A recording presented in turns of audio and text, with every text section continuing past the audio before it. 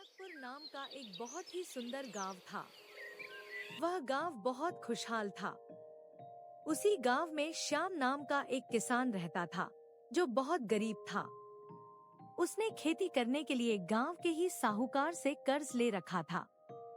उसे लगता था कि फसल की अच्छी पैदावार होने पर वह फसल बेचकर साहूकार का सारा कर्ज चुका देगा।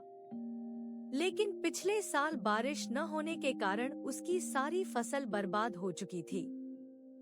वह उदास होकर अपने घर के बाहर मंजी पर बैठा हुआ था और यही सोच रहा था कि साहूकार का कर्ज कैसे चुकाया जाए। तभी किसान की पत्नी वहां आ गई और बोली, आप इतने उदास क्यों बैठे हैं? आपने सुबह से कुछ खाया पिया भी नहीं है। आप बहुत परेशान लग रहे हैं। कृपया मुझे बताइए। मैं परेशान कैसे न हो? पिछले साल जो कर्ज साहूकार से लिया था वह अभी तक चुका नहीं पाए हैं। इस बार भी बारिश न होने से फसल बर्बाद होने की कगार पर है। अगर बारिश नहीं हुई तो हम भूखे मर जाएंगे और साहूकार हमारे घर और जमीन पर कब्जा कर लेगा। आप बिल्कुल परेशान मत होइए। भगवान सब ठीक कर देंगे। पहले कुछ खा लीजिए, फिर समाधान सोचेंगे। हाँ, तुम सही कह रही हो। अब तो बस ऊपर वाले का ही सहारा है।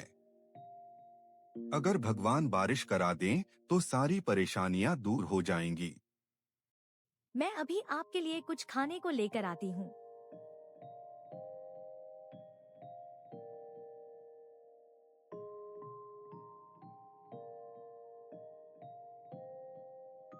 वो सोच ही रहा होता है कि साहूकार का कर्ज कैसे चुकाया जाए। तभी वहाँ थोड़ी देर बाद साहूकार अपना कर्ज मांगने आ जाता है और कहता है कि अरे श्याम भाई, आज पूरे 1 साल हो गए हैं। आज ही तुमने मेरा कर्ज चुकाने का वादा किया था। मेरे पैसे तैयार हैं ना? मुझे सब याद है साहूकार जी, लेकिन मैं अभी आपके पैसे नहीं लौटा सकता। पिछले साल फसल बर्बाद हो गई थी और इस बार भी हालात ठीक नहीं हैं। कृपया मुझे कुछ महीनों का समय दे दीजिए। ठीक है, तुम्हारी हालत देखते हुए मैं 2 महीने का और समय देता हूँ। लेकिन अगर पैसे नहीं दिए तो तुम्हारा घर और जमीन मेरी हो जाएगी। इतना कहकर साहूकार वहाँ से चला गया और श्याम भी बिना कुछ खाए पिए खेत की ओर चला गया। वहाँ जाकर वह जमीन पर बैठ गया और रोते हुए भगवान से बोला, हे भगवान, इस साल बारिश करा दीजिए, वरना वह साहूकार हमारे घर और जमीन पर कब्जा कर लेगा। अगर ऐसा हुआ तो हम कहाँ जाएंगे भगवान? इसलिए इस साल बारिश करा दीजिए ताकि मैं साहूकार का सारा कर्ज चुका सकूं। थोड़ी ही देर बाद बारिश होने लगी। किसान बहुत खुश हुआ। उसने भगवान का धन्यवाद किया और अपने फावड़े की मदद से जमीन खोदने लगा। बाद में उसने ट्रैक्टर से खेत की जुताई की। उसने दिन रात मेहनत की और फसल की देखभाल की। 1 महीने बाद उसकी मेहनत रंग लाई। उसकी फसल बाकी किसानों से बहुत अच्छी हुई। उसने फसल को देखा और बोला, इस बार की फसल बहुत अच्छी हुई है। इसे बेचकर मैं सारा कर्ज चुका सकता हूँ और एक अच्छी जिंदगी शुरू कर सकता हूँ। यह सोचकर किसान अपनी फसल को बाजार में बेचने ले गया। वहां उसने अपनी फसल बेच दी। फसल की गुणवत्ता बहुत अच्छी होने के कारण उसे बाकी गांव वालों से बहुत अच्छी कीमत मिली। पैसे लेकर वह अपने घर लौट आया।